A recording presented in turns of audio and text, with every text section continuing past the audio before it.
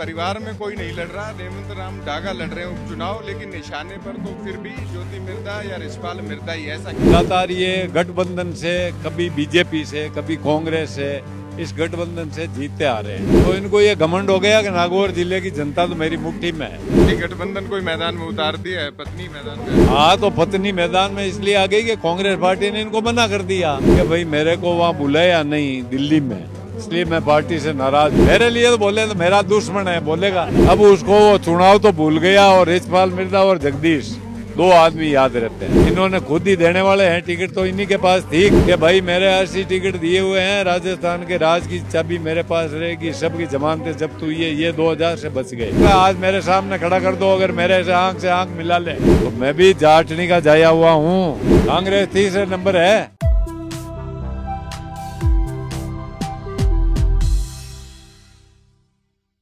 खींवसर और नागौर की राजनीति में रिछपाल मिर्धा एक अलग किरदार है, जो हनुमान बेनीवाल के निशाने पे रहते हैं। फिलहाल परिवार में कोई नहीं लड़ रहा। रेवंत राम डागा लड़ रहे हैं उपचुनाव, लेकिन निशाने पर तो फिर भी ज्योति मिर्धा या रिछपाल मिर्धा ही। ऐसा क्यों?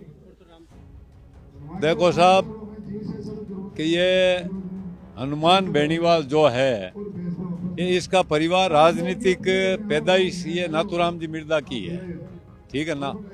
उसके बाद में लगातार ये गठबंधन से, कभी बीजेपी से, कभी कांग्रेस से, इस गठबंधन से जीतते आ रहे हैं। चुनाव जीतते आ रहे हैं। तो इनको क्या है कि 2019 में मैंने एक यहाँ भाषण दिया था, उसमें मैंने इनको बड़ा कर दिया कि भाई ये किसानों का नेता है, कद्दावर नेता है।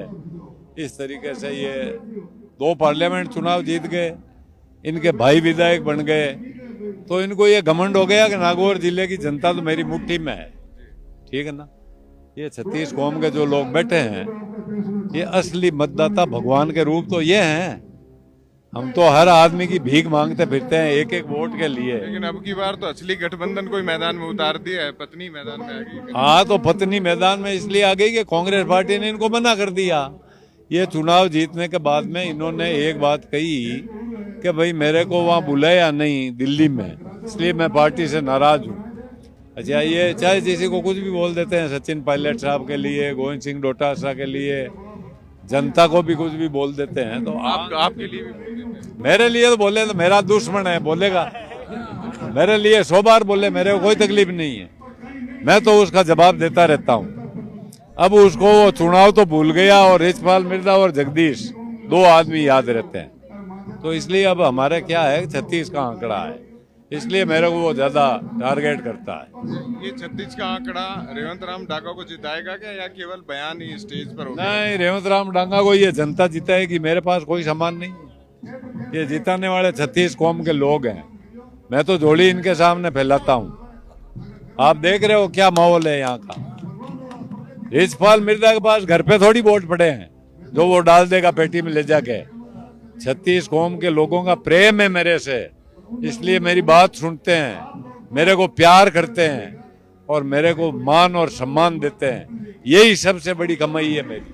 मैं एक ड्राइवर था गाड़ी का, और उस ड्राइवर से ट्रक ड्राइवर से मैं 4 बार एमएलए बना हूँ कंटिन्यू लगातार। और इस जिले में 4 बार एमएलए जरूर रहे हैं, पर किसी के 2 बार ब्रेक लगा, किसी के तीसरी बार लगा। ये रिकॉर्ड भी मेरा तोड़ा हुआ। भाई को टिकट नहीं मिली, पत्नी को मिल गई, इस पे बड़े तंज कस रहे हैं आप सब। अब साहब भाई को नहीं मिली, इन्होंने खुद ही देने वाले हैं टिकट, तो इन्हीं के पास थी। ये आम चुनाव में क्या कहते थे कि भाई मेरे 80 टिकट दिए हुए हैं, राजस्थान के राज की चाबी मेरे पास रहेगी, सबकी जमानतें जब्त हुई है, ये 2000 से बच गए। क्यों बच गए? लोगों को इन्होंने झूठ बात कह के बरगलाया कि सत्ता की चाबी मेरे पास रहेगी, मैं जीतूंगा, और जो भी राज बनेगा वो मेरी ताकत से बनेगा। आपके मन में भी कसक तो है, वो हार नहीं पा रहा आपसे। ये हार गया, आपकी हारेगा, जनता हराएगी इसको। मेरे कसक हो गए, मेरे व्यक्तिगत क्या कर रहा, आज मेरे सामने खड़ा कर दो, अगर मेरे से आंख मिला ले तो मैं भी जाटनी का जाया हुआ हूँ, और वो भी जाटनी का जाया हुआ है।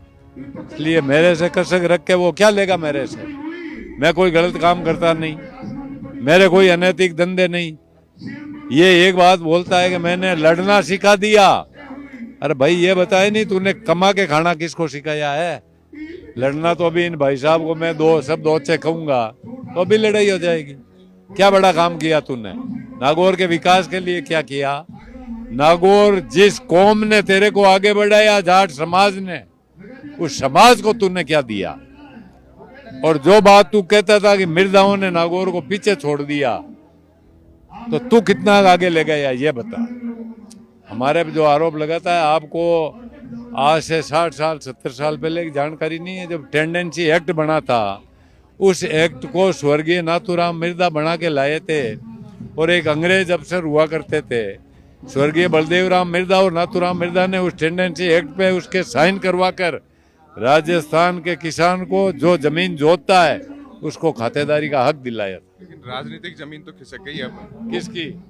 मिर्जा तो परिवार 6 बार तो एमपी रह गए नाथूराम जी साहब, ज्योति एमपी रह गई। अभी मैं बात कर रहा हूँ कि ज्योति मिर्जा की बात करें, आपकी राजनीति से थोड़ा दूर हो गए हैं। और राजनीति तो अब हम चुनाव आने दो, वापिस आ जाएगी। कहाँ जाती है हमारी राजनीति? हम तो राजनीति में ही जन्मे थे, इसी में ही मरेंगे। एक बड़ा सवाल, गठबंधन टूट गया तो कांग्रेस ने उम्मीदवार उतार दिया, कुछ है इसमें? दौड़ में है? कांग्रेस तीसरे नंबर है, तीसरे नंबर है, यही है। दूसरे नंबर पर, फर्स्ट नंबर पे ये जो बोल रहा है वो है। अब की बार देखो साहब, ये जनता कह रही है कि रेवंत राम डांगा चुनाव जीतेगा।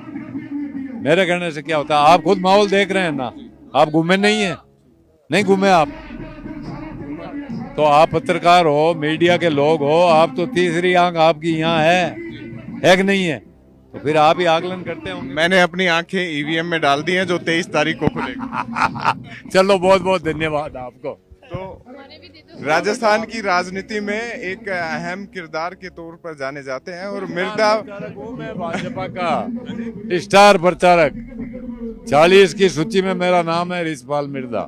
हाँ, तो हम आपको भाजपा के स्टार प्रचारक से रूबरू करवा रहे थे, ये ठीक है? हाँ। राजस्थान चौक पर वीडियो जर्नलिस्ट सुरेश शर्मा के साथ अंकित तिवारी, राजस्थान चौक। प्रदेश के सभी व्यापार उद्योग जगत के लिए दीपावली के हार्दिक शुभकामनाएं और बधाई। महालक्ष्मी की कृपा आप सब पे बनी रहे। सभी प्रदेशवासियों को राजस्थान प्रदेश कांग्रेस कमेटी ओबीसी विभाग की तरफ से दीपावली की हार्दिक शुभकामनाएं। आने वाला वर्ष आपके लिए मंगलमय हो।